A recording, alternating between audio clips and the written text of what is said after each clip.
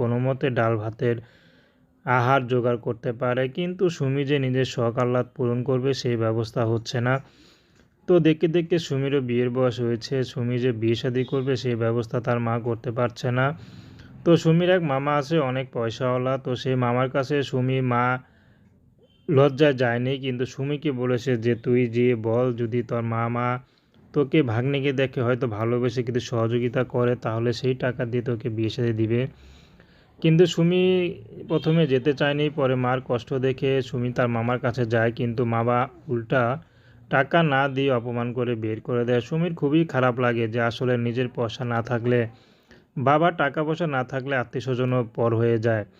তো সুমি এখন ইউটিউবে এসেছেন, যদি ভালো একজন মানুষ পায় যে শুধু তার জীবনসঙ্গী হয়ে থাকবে, সে যেমনই হোক শুধু মাথার উপর একটু ছায়া হয়ে থাকবে, তেমন মানুষ পেলে সুমি বিয়ে শাদী করবে। সুমির টাকা পয়সার প্রতি কোনো লোভ নেই, সুমি চাচ্ছে ভালো একজন মানুষ